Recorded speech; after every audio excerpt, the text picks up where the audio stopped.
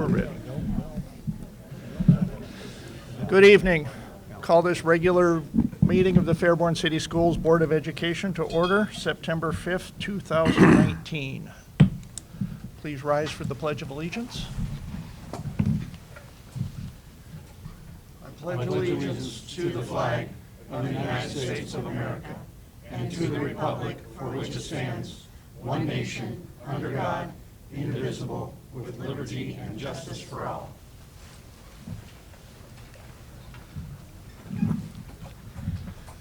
Mr. Philo, please call the roll. Mr. Wilson. Here. Mr. Browning. Here. Mr. McCourt. Here. Mrs. Malad. Here. Ms. Reister. Here. Okay, may I have a motion to approve the agenda as presented? So moved. Thank you, Second. Mrs. Reister. Thank you, Mr. McCourt. Ms. Reister. Yes. Mr. McCourt. Yes. Mrs. Malad. Yes. Mr. Browning. Yes. Mr. Wilson. Yes, motion carries. I have a motion to approve the minutes of the Thursday, August 1st regular meeting. So moved. Thank you, Mr. Browning. Second. Thank you, Mrs. Malad. Any additions, corrections, comments? Mr. Browning. Yes. Mrs. Malad. Yes. Mr. McCourt. Yes. Ms. Reister. Yes. Mr. Wilson. Yes, motion carries. Okay, moving on to board reports and good of the order. Start with Mrs. Malad today. Oh. Joy. Just want to congratulate the staff on a successful opening of school. It seems like everything is going very smoothly. And other than that, we had the good turnout at the first football game. Whoever had the bright idea to have all the cheerleaders show up that night really filled up the stands. That was a good plan. So a nice large crowd to see the win. So that was very cool. And other than that, good luck to everybody for the school year. Mr. McCourt. First of all, to dovetail off of what Katie was saying, nice win at the football game the other night. Would like to congratulate not only the team, but our new coach. His first win as a Skyhawk, and I know it meant a lot to him. We look for bigger and better things out of that group, and we had a good crowd. A lot of good comments about the team and the coaching staff, so we hope to build on that. Also, just getting around to the start of school, I always like to thank the bus drivers for getting our kids to school safe, just keeping in mind that the bus drivers are the first people our kids see. And I know I've talked to some of the bus drivers, and especially out the primary building where we're doing some construction work and having to do something different or do a couple things different with the buses. I really appreciate their working with us on that. As well, custodians, these people, they just amaze me, what they do to these buildings. I mean, you can probably see yourself in the tile floors, both pink and brown and green and yellow and all the other kind of tiles we've got around here. But it really looks nice, and I know the kids appreciate it as well as the parents. So congratulations on a good first start. I would like to thank Jean Lally and the staff for a good start. We had a great first day meeting with the staff. All the board members were there, and we just look forward to a real good year. So thank you so much, and thanks to everybody that had a hand in a good start for the school year. That's all I have, Mr. President. Ms. Reister. Well, a few of us got to tour the new school being built, which was very cool. It's always fun and exciting to see the pictures and the changes, but it's another to physically walk through it and see it. It's very, very exciting times in our district. I'm probably going to steal Jerry's thunder here, but the marching band totally represented Friday night, just saying. That's right. And then I had the pleasure and the privilege of reading to the students at the Fairborn Intermediate School for Reading is Fundamental. It is a program that one of the teachers had brought to the district, had gotten a grant, and every single student in the intermediate school took home a book. So we had representatives from the community there. We had captains from the police department. We had the SROs. We had the fire chief, the assistant fire chief, lots of people in reading, engaging in the students. It was a lot of fun. It was a pleasure, and it was really cool to see the excitement on the kids' faces as they got a book to take home and keep for themselves. That's what I have for you. Mr. Browning. Just wanted to comment about the opening day and the excitement, going into the new school year. One of the things, and I'll talk about the band, one of the things that was cool was, that meeting started with the marching band, the flag corps, and our cheerleaders. And talk about starting the year with excitement of that group coming in. And they gave up their last day of sleeping in to come in and do that for everybody. So to me, that's huge. Been able to get to a lot of the different sporting events. Have been to middle school volleyball, girls soccer, the football game Friday night, and all of our teams seem to be doing pretty well. And the thing that's neat to me is in every case you see good sportsmanship out of whatever sport it is. And to me, that's good coaching and that's good kids playing the sports. Then the final thing is the first band competition is September 28th. It's down at LaSalle, so anybody that can make it down there, it'd be really neat. One final thing. The one thing that was really cool Friday night at the football game is, and I don't know how many people saw it, but a lot of our students were outside putting paint on them and sliding on a tarp with paint and getting in good spirit for the game. But our principals from the high school went out there, and all three of them had paint on them. They allowed the students to put paint on them, and the interesting thing was our new assistant principal, Stephen Tickley. He had a nice paint handprint right on the top of his head that he wore proudly for the whole game, and there's some good pictures of him with that. So I think it's neat watching the interaction of the leadership of our buildings with the students.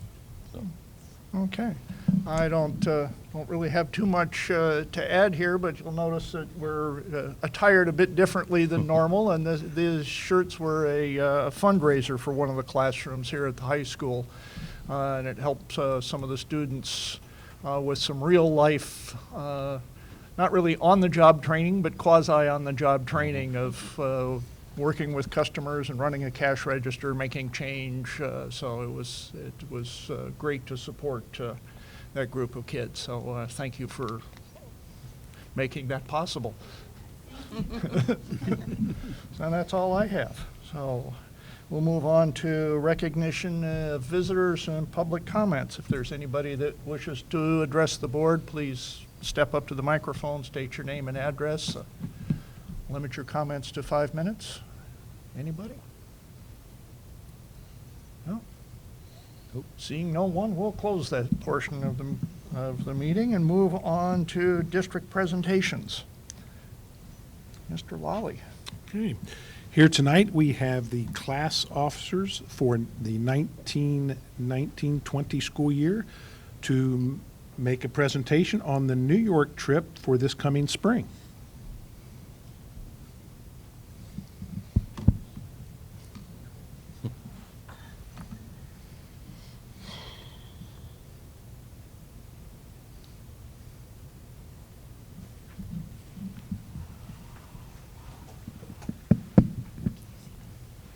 Good evening. Thank you for allowing us the privilege of speaking in front of you on behalf of the class of 2020. I am Jack Martin, president of the senior class. I am joined tonight by Vice President Karen Floyd, Secretary Kat Kinman, Treasurer Mallory Schroyer, and historians Madison Hoover and Austin Moore. Tonight, we stand before you to present you our proposal for our senior class trip.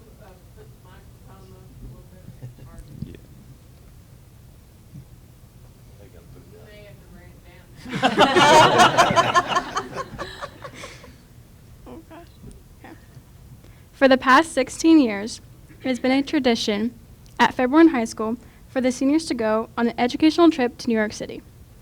The trip will include the 9/11 Memorial, the Statue of Liberty, Top of the Rock, watching a Broadway musical, and other exciting attractions.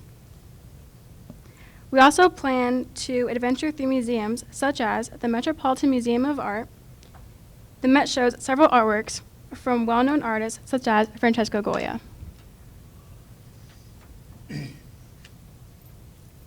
We plan to travel by bus to New York City the evening of March 11th and return Sunday, March 15th. The trip will cost each student $650. This will include the hotel, transportation, 4 meals, Broadway show tickets, the Natural History Museum, a ferry to the Statue of Liberty, the Met tours, as well as many more activities. We will be working with Junior Tours, the company that has been used for the past 12 trips. We have organized a multitude of fundraisers so everyone will have the chance to go. So far, we have done a Chick-fil-A fundraiser, and we have an ongoing fundraiser with Extreme Clean Car Wash. We have scheduled a spaghetti dinner fundraiser at Giovanni's on Veterans Day. Our largest fundraiser, selling world's finest chocolate bars, will begin on Monday. We will also be asking the community and other local businesses to help offset our costs through donations.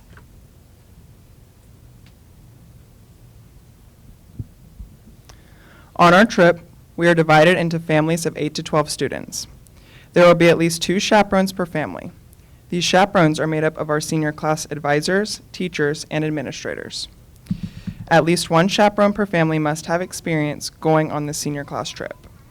Every student will have a specified buddy to be with at all times. After students pick their buddy, roommates are assigned and families are formed. They will then meet with their chaperones for pre-trip planning.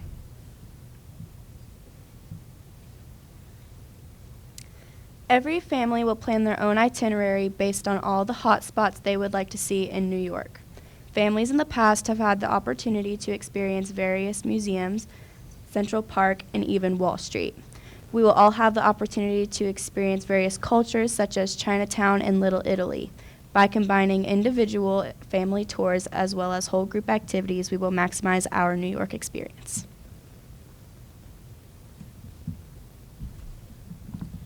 Our class is excited for the possibility of being able to travel to New York City for our senior class trip.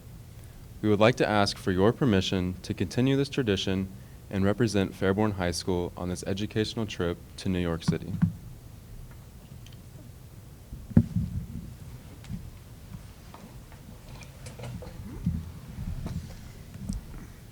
Questions? Thank you very much. I want to know what show you're going to see. Do we know? It's a secret. It's a secret. Secret for real? Yeah, just a couple comments. It's been really neat in the past, the senior classes that have gone, and the students have always done a great job of representing Fairborn in New York City. Love seeing all the pictures that come back and get posted and those kind of things as you do. But try to go up, when you're taking off, and it's amazing how excited everybody is. And then when you come back, how tired everybody is. So it's just kind of cool to see that through the trip. So enjoy yourselves. Yeah. Thank We'll look you. forward to seeing you at the end of the year. That's when right, you get with to the show us the presentation. So- presentation. Yeah. Have any of you been to New York before? 1, 2. 2. All right. 2. All right. So you get some built-in tour guides then. Have fun, guys. Thank Have you. fun. Next, we have from the Ohio School Boards Association, Mr. Mark Bobo.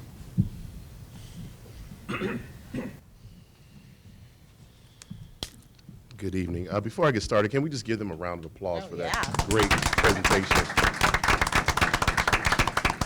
In my former life, I was a high school administrator, so just to see students present in that manner, it's just phenomenal. So, okay, back to what I'm here for tonight. My name is Mark Bobo, and I serve as the Membership Engagement Consultant for the Ohio School Board Association.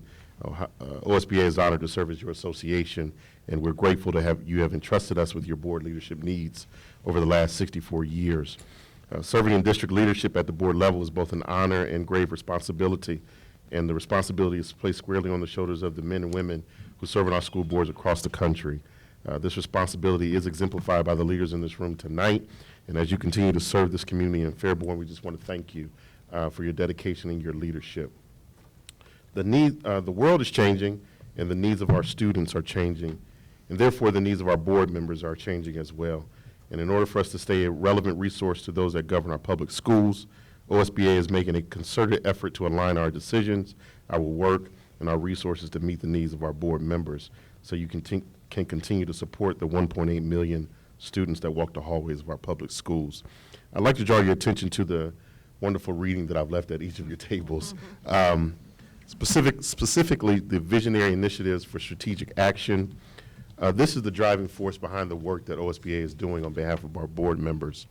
Our plan is designed to ensure that our world and our students and our board members are changing, that we're in a position to educate, challenge, and support the work that you do. You all need relevant and timely information so that you might make important decisions regarding district policy, hiring leadership, strategic and visionary work, community relations, and most importantly, student achievement. I'd just like you to take a moment. It's broken down into 4 different buckets, which are governance, public relations, student achievement, and best practices. And under those are approximately 30 strategies that OSBA has invested in that we feel like will support the work that you are doing. I ask you, when you have some time, to please look at it and understand what we're trying to do at OSBA. And if you have any questions or concerns or even feedback as to how we might make this a little bit better, we're totally open to that and we'd love to hear back from you. As always, we believe our programs and services and advocacy and information make OSBA membership a valuable investment. And we do thank you for your confidence in us as we continue to provide numerous board development opportunities. As well as always, I want to invite each of you to attend the Capitol Conference November 10th through the 12th in Columbus, Ohio. It's the largest educational trade show in the country, and we're excited about the wonderful events that will be happening at Capitol Conference, so we welcome each of you there.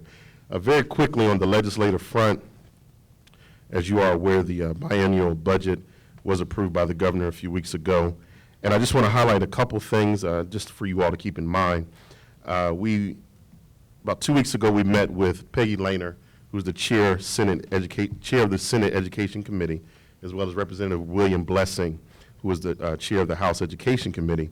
And 2 important points, one regarding the wellness funds. As we know, the governor approved $675 million for student wellness. And we were advised that please use due diligence in how those funds are going to be used, as there have been discussions in the General Assembly about placing limits on how those funds are used in year number 2. But Governor DeWine has stood that this first year that the funds be used solely at the discretion of the district. So we just want to advise you some wisdom in how those funds are used, so there won't necessarily be some limits as they're used on year 2. And the Cup-Patterson school funding formula, even today the work group met at OSBA today, and the formula is being prioritized, is a prioritized item for the General Assembly, as stated by House Speaker Householder, and there's a confidence that a compromise will be agreed upon, and it is certainly a priority for the General Assembly. So as always, your legislative team at OSBA is working every day to advocate on your behalf, and I welcome you to reach out to Jennifer J. or Will, as they will be happy to assist you with your concerns. And lastly, I'd just like to draw your attention to another piece of information inside your packet, which is the call for nominations. Particularly, I want to just draw your attention to a particular committee that is dear to my heart because I chair it and monitor it, and I want it to be successful. It is the OSBA Ambassadors on page 4, OSBA Ambassadors for Public Education Committee. And the task of this committee is really to help shape the narrative about public education in the state of Ohio. I don't know if you know, but sometimes public education does not get the best messaging, and we at OSBA want to stand with you to change that narrative and make sure that the right message about public education is getting out there. What we're asking is for board members who are not presently serving on their regional executive committee would be willing to volunteer to do very small presentations that are already prepackaged for you. You just have to be willing to go into your communities to share this message in regards to the great things that are happening, not only in Fairborn, but in public education across the state. So if you have an interest in it, I've left my card with each of you. I would love to receive that phone call that you would like to serve on that committee, and we'll be happy to work with you there. As always, we're just grateful and thankful to have the opportunity to serve with you. Again, my information is there. If you have any questions, concerns, please get in contact with me as soon as possible, and we'll make sure that we facilitate all your needs through OSBA. So I thank you for your time tonight and allowing me to be here with you. Thank you. Thank you, Mark. Next up, we have from the Greene County Career Center for an update, Mr. Mike Eaker.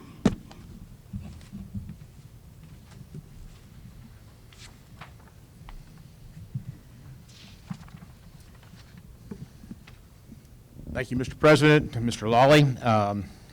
Just a couple of items to bring to your attention. I haven't been here all summer, but if you've been around and been past the new facility out southeast of Xenia, you'll notice a great difference in the structure over the last 3 months. It now looks like a building. The campus, the structure itself is well underway.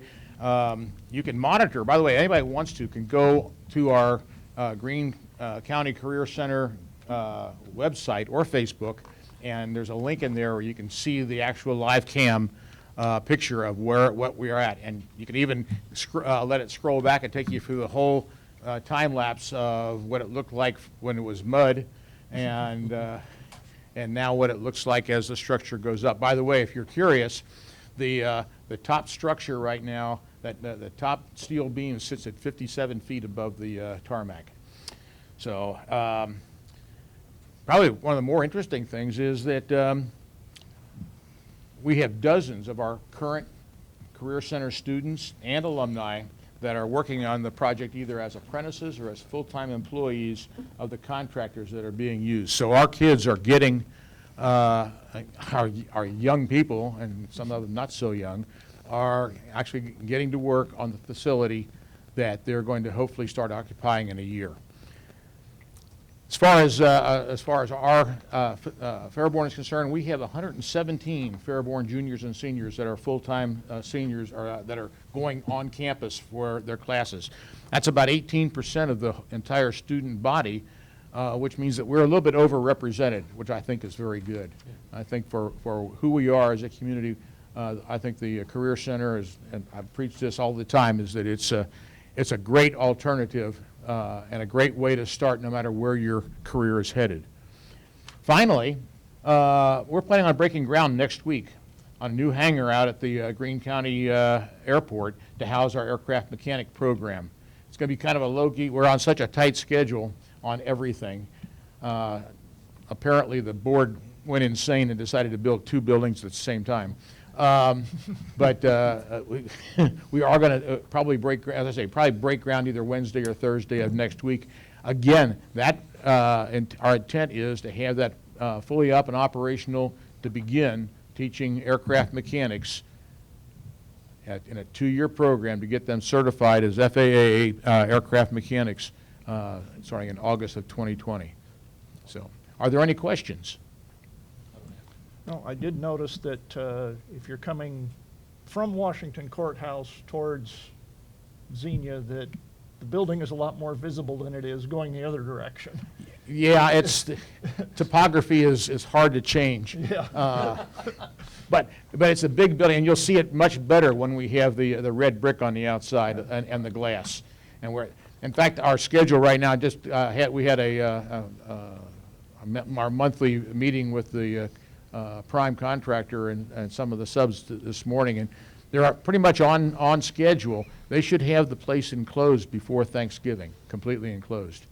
So it is amazing how well organized they are, considering all of the challenges they've had. You know, we started out with one of the wettest winters on record, and almost everything that needed to be delivered and pushed around and dug up and replaced and moved had to be done with a truck being pulled or pushed by a bulldozer. So because of the mud, but we've gotten through that. Now all that mud is turned to very hard dirt. Thank goodness we don't have to do any more grading. One thing, if anybody is interested, we have 3,800 tons of clean fill dirt that if you want it, come and get it.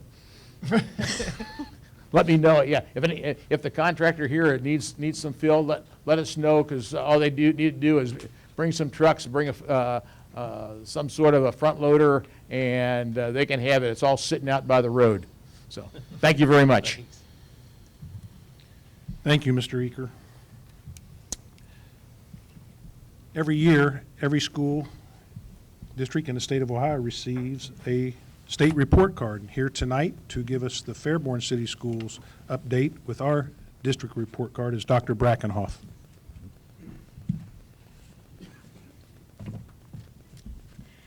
Good evening, everyone. I am going to share information about our district report card, but I do want to qualify this that this is our projected report card. The official report card will come out usually, it's about the end of next week, about the middle of September. I've been checking daily, so last night I checked our numbers. They were what I have in the report. This morning I went in to check our numbers, and the site is being updated with probably some new data, but I don't think we'll see significant changes. So I'm going to talk a little bit about where we're going. So as we have discussed in the past, our district report card is made of 6 components, and I'm going to give you a little bit of information on each of them. The achievement component is made of 2 parts. One is our indicators, which tells our performance level of our students in each of the tested areas. And then the other is our performance index. Now, the indicators, which there are a lot of them, we seem to place a lot of importance on, how many kids in 3rd grade reading met 80, that we met the 80% level on that.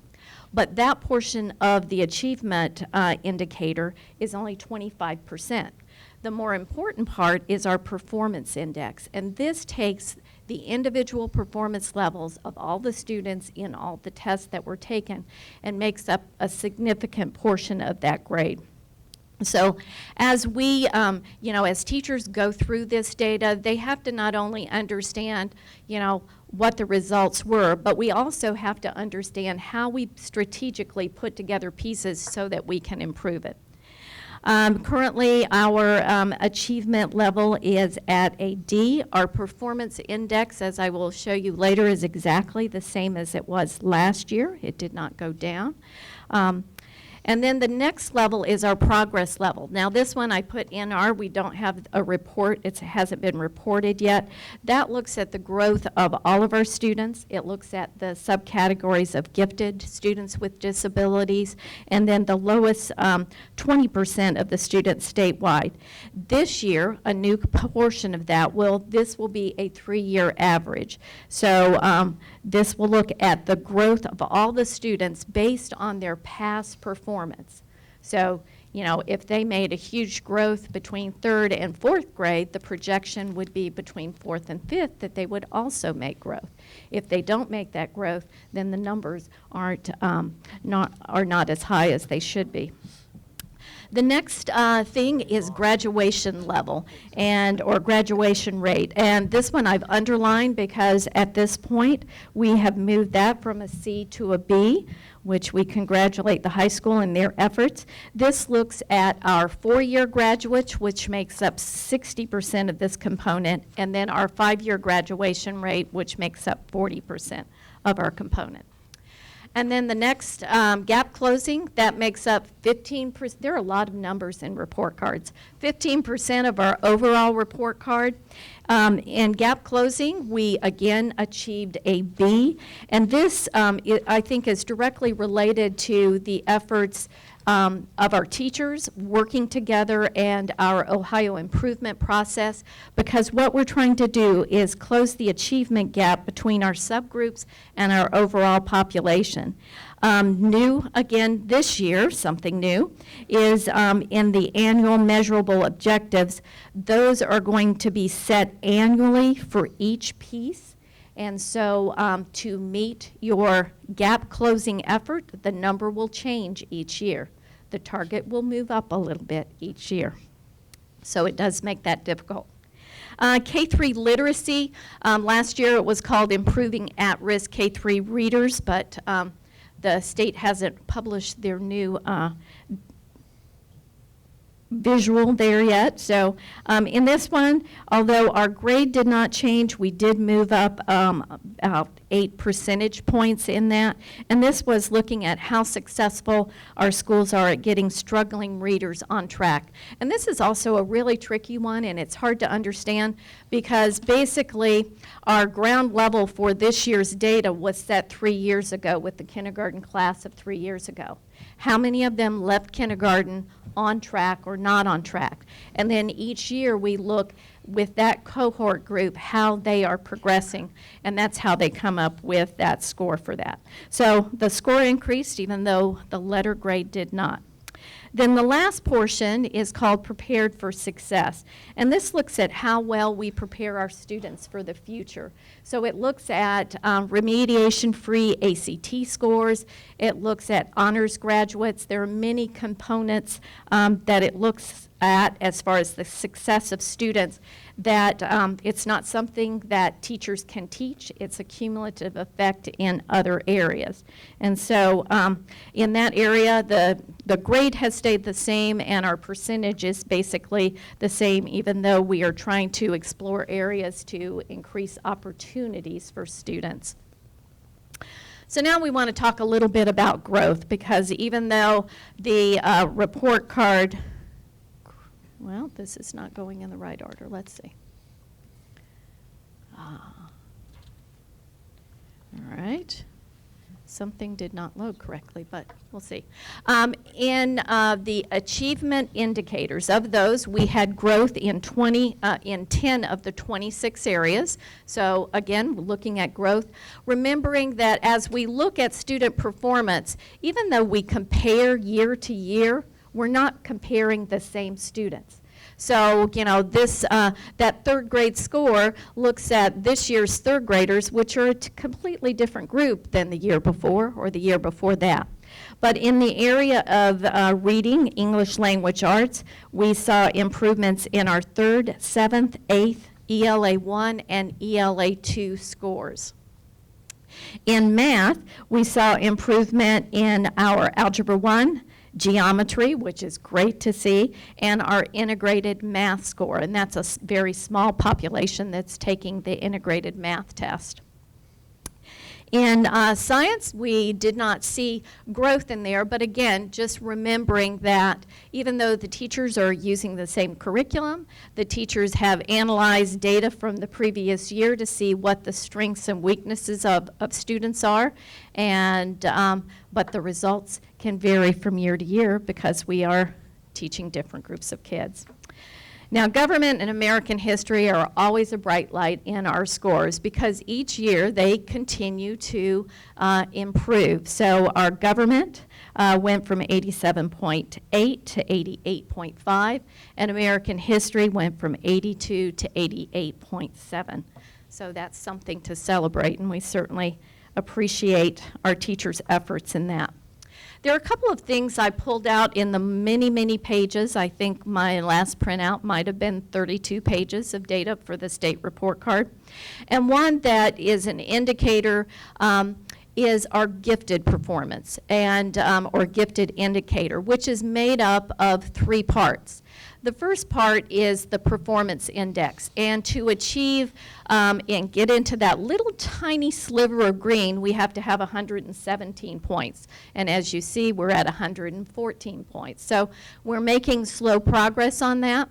The biggest growth, and an area that we really want to recognize the efforts of our new gifted coordinator, Sarah Fulton, as well as the teachers who have cooperated and worked with her, are gifted inputs. What this is based on is the number of students that are identified gifted that are actually getting service. So it's by, again, making strategic choices. We have added some acceleration opportunities at middle school and high school, and as a result of that, 80 points is what meets the standard, and we got exactly 80 points. So we're hoping to continue to see that go up. And then the third component, which has not been reported yet, is our value added and whether we met it. And this indicator is one, it's either all or none. So you either get all 3 components or you don't meet that indicator. We've already not met the performance index one, so we won't get the indicator, but again, a huge growth in that gifted inputs, and that was directly related to not only Sarah coordinating and making sure we were getting the points for all the numbers, but working really hard with the teachers to write improvement plans so that, and to provide professional development so we get credit.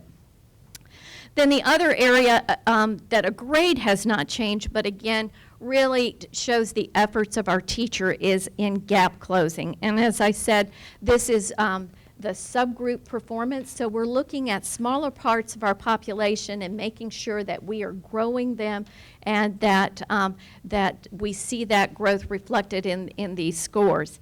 And this really is a one area that our Ohio improvement process focuses on. That was one of the reasons that we had focus schools, because some buildings had not closed the gap as much as others. But as you can see, we are making really good progress in that area.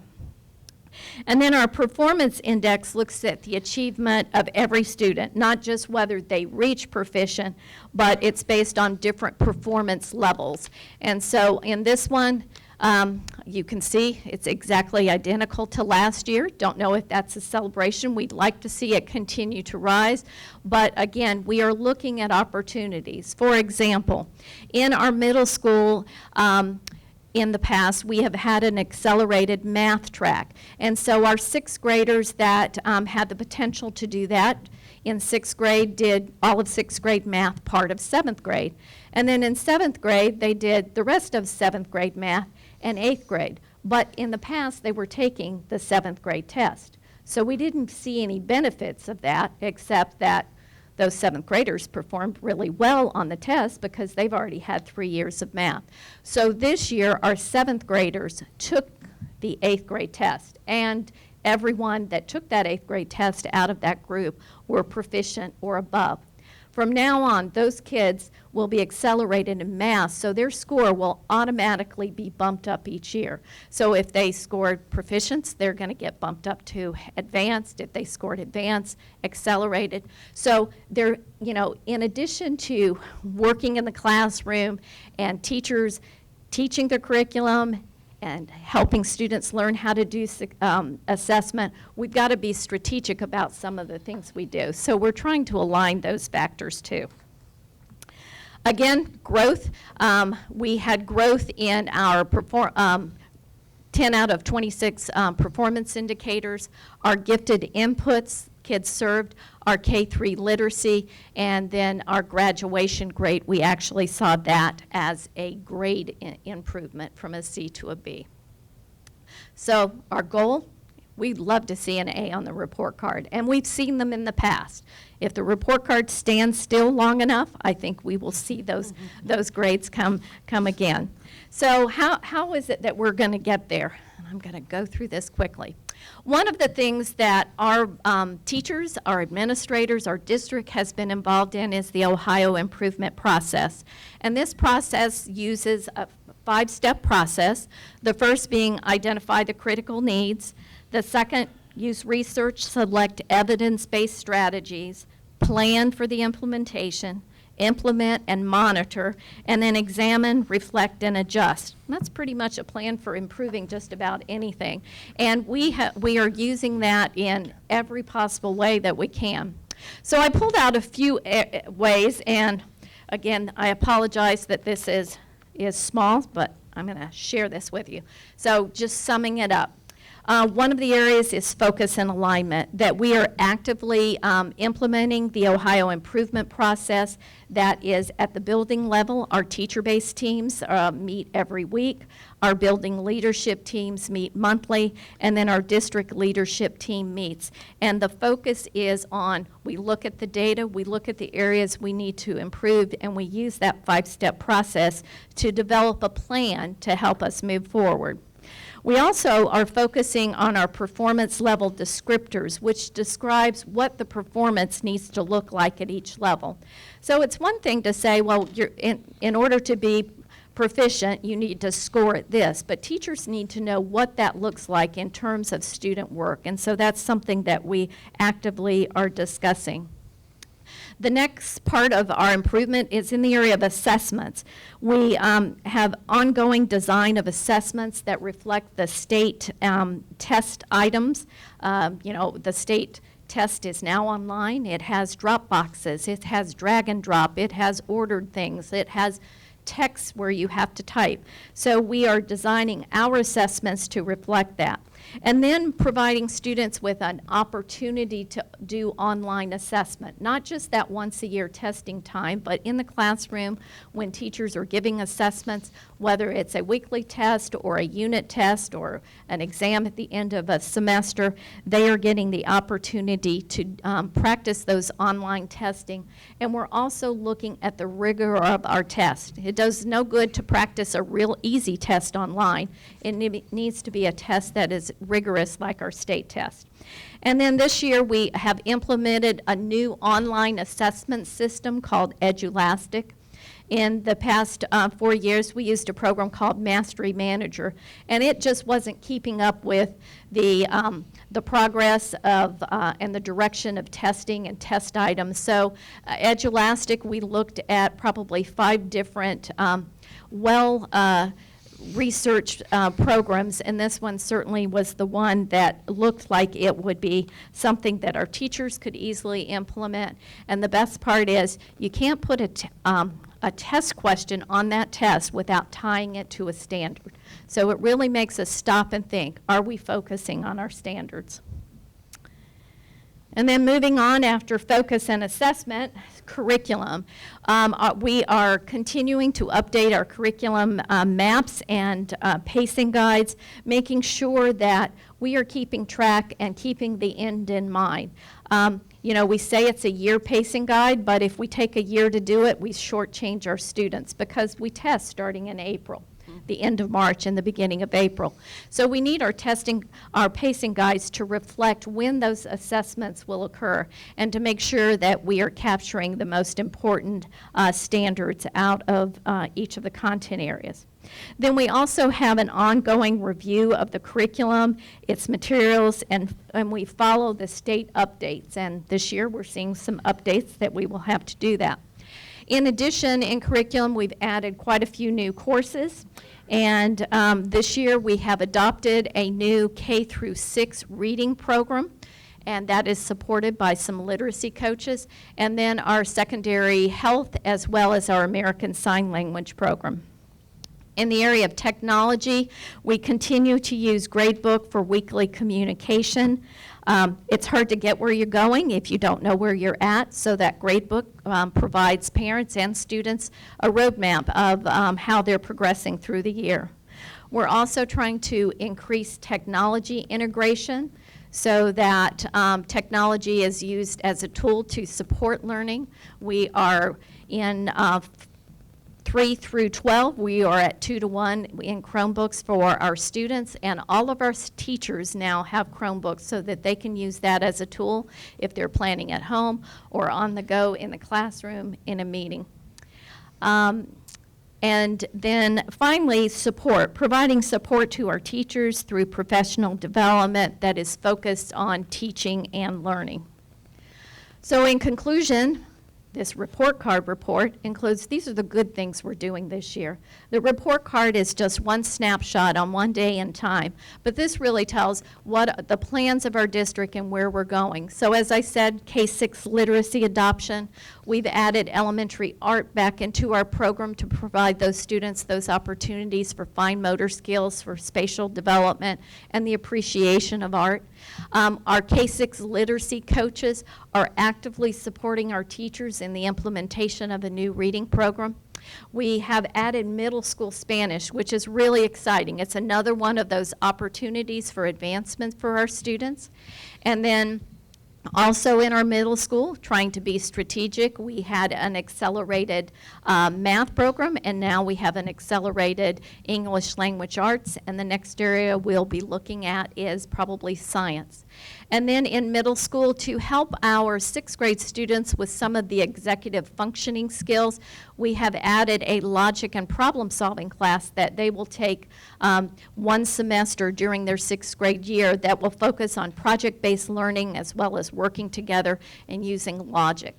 At the high school, we have added the college credit plus Spanish, so students can get college credit as well as high school Spanish credit in Spanish at our high school.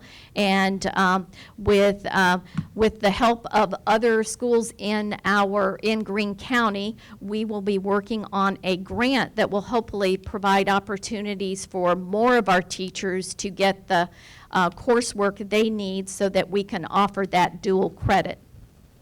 And then some new courses at the high school: botany, geology, current events, speech and drama. Again, trying to rotate these electives to keep kids engaged and also to try and meet their ever-changing needs. And then a second language finally added to the high school, which is American Sign Language. So as I indicated in the beginning, our report card has not been finalized. We still are missing the value added grade. That probably will not have a significant impact on our overall grade, but rather than focusing on the one single grade that is given on this report card, we want to focus on our plan for improvement and the good things that we have implemented that's going to help move our students forward. So any questions? Okay, all right, Nope. thank you. It's a miracle very that you thorough. understand all that. Thank you, Dr. Brackenhoff. Thank you. Next is just a brief as I can be, a school update. It's hard to believe, but I think we are in the third week of school already, and much has happened. One of the, I think, great things that we did here in the district this year is the first year we went to having a district registrar, and that is new families coming in to register their son or daughters.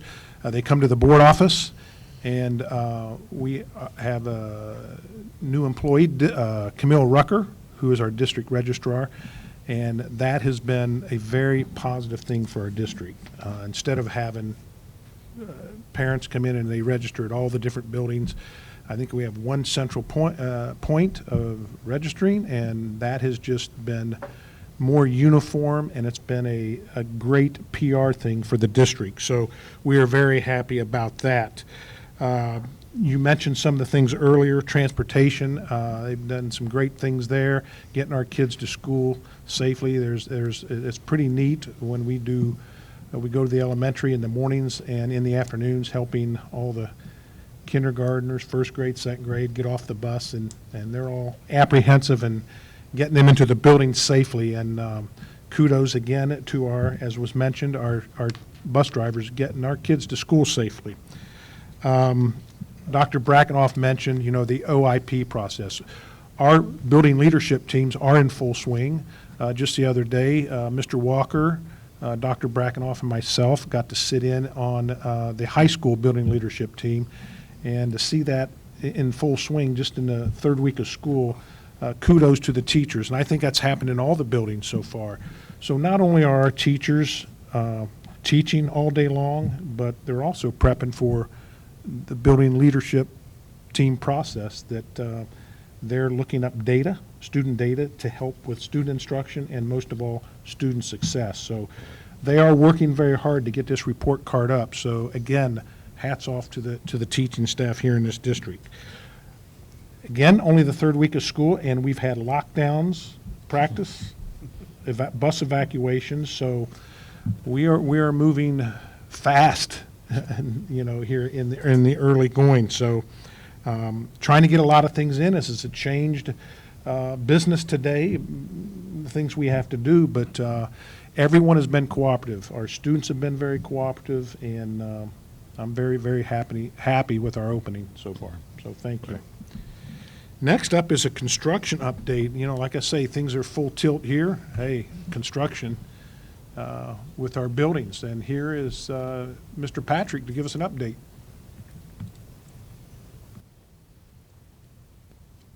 And I'm sorry, and also from Hill, Julie Taggart. Can't run away. I'll go ahead and go first, and then I'll turn it over to Julie. Just at the new primary school, just a update, roof decking is going on. They continue to lay the block. We are continuing the top wall drywalling, which is the drywalling above what will be the ceiling tiles. That should help with the time frame and help get us back on schedule a little bit closer than what we currently are. Ductwork is being installed in some areas of the building. We're still currently probably, I'm going to call it 30 days behind schedule. And last week we lost another 2 days due to weather. So as the Career Center has lost some days from last January to now, we have also lost a few days. We gave our first tour this afternoon to the primary staff members.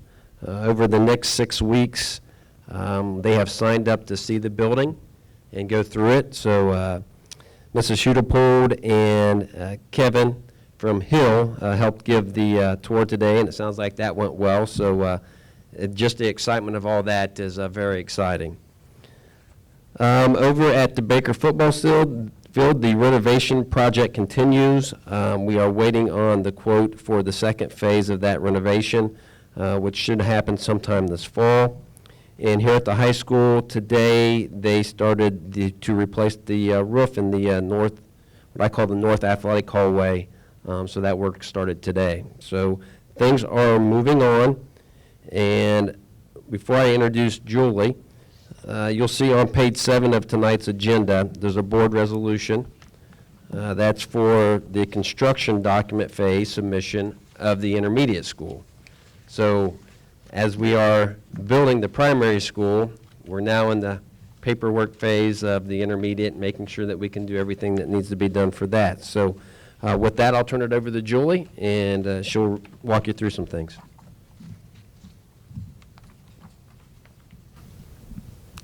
Okay, as Jeff said, tonight we're here to approve the construction document phase submission for the new intermediate school. So just like we were here a few months ago, or not maybe a year, to go out to bid for the primary, we are starting that process to go out for the intermediate school. So there is a review. There's a big binder over there that Jeff has.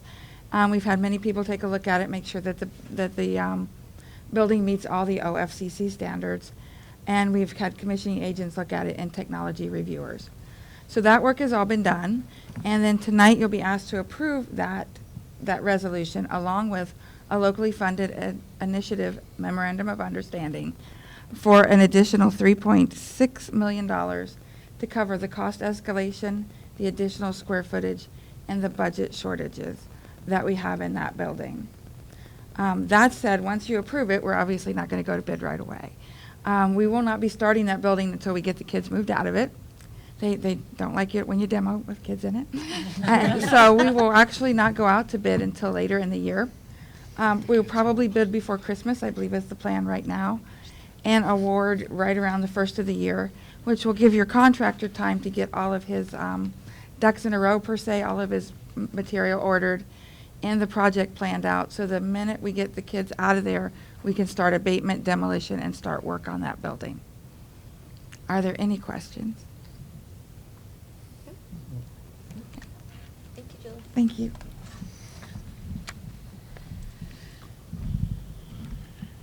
Next is the financial report from our school treasurer, Kevin Philo.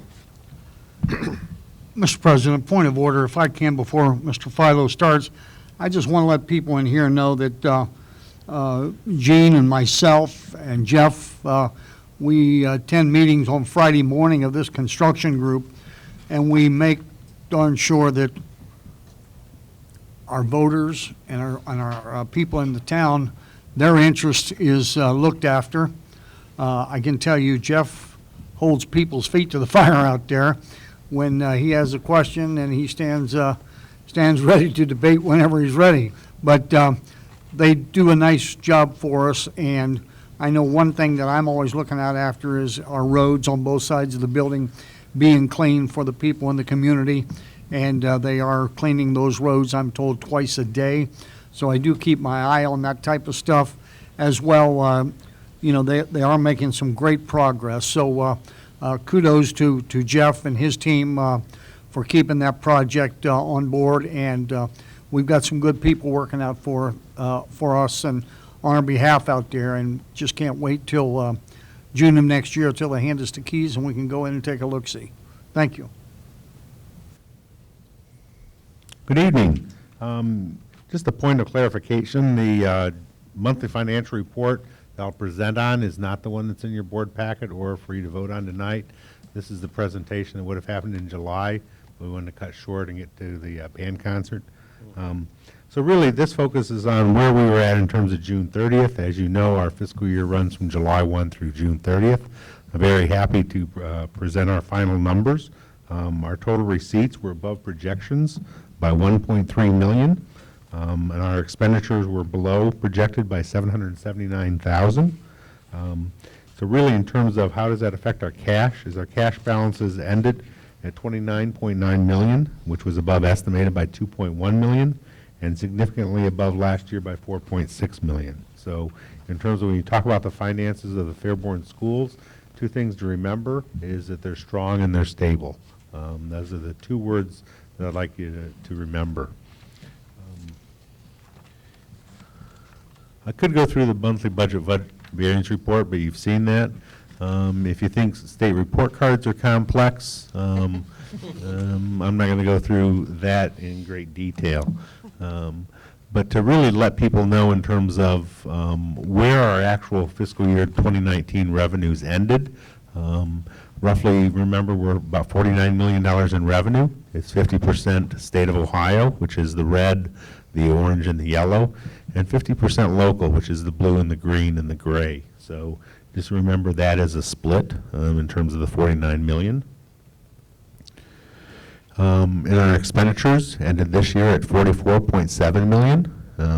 As a government, we're heavily reliant on people. We don't produce desks or anything like that, so we provide a service which takes people. The salaries there in 51.6%, and the fringe benefits at 20. Third of those is tuition to other districts, that big red blob that we hope to improve by bringing our kids back, and then other purchase services, et cetera. So in terms of very positive, I'm not going to take a lot of time this evening, but I will warn you that at October, you'll have to sit through the 5-year forecast, the whole financial presentation, these updated graphs, ending cash balances.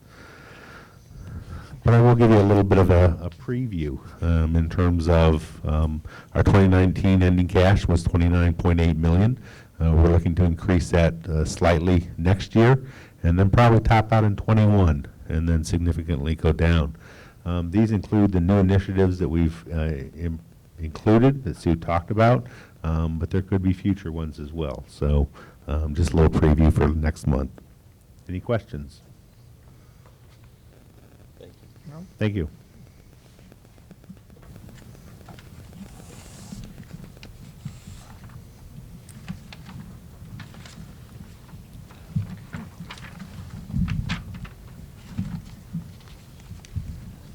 Move on to item 9, Budget and Finance, approve receipt of the monthly financial report. I have a motion. So moved. Thank you, Mr. McCourt. Second. Thank you, Mr. Browning. Mr. McCourt?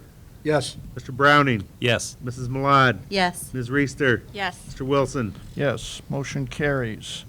Item 10, administrative reports and superintendent recommendations. This runs clear through page 7. On your agenda, a call out on page 4, retirement. Kathy 17, a speech-language pathologist retiring from the district with 28 years in education, 27 of those with Fairborn City Schools. So enjoy your retirement, well-deserved. Okay, I have a motion. So moved. Thank you, Mrs. Malad. Sorry about that. Katie? Second. Thank you, Mr. Browning. Mrs. Malad? Yes. Mr. Browning? Yes. Mr. McCourt? Yes. Ms. Reister? Yes. Mr. Wilson? Yes, motion carries. We have a motion to adjourn into executive session for... Mr. President, if it please the board, entertain a motion for, to approve, to go into executive session for the specified purpose of the appointment, employment of public employees, and to consider the purchase of property. And we expect no action after this. So. Point of order, please. I just want to make announcement that here recently we have lost a few of our Skyhawk family members. We would like to continue praying for the Grody family. Dale Grody was father of a few of our athletes here in town and passed away, and also a longtime policeman here in the district. We always used to call him Officer Bill, but Officer Bill lost his wife early this morning. So keep them in your prayers if you would, please. Okay. Thank you. And that'll be.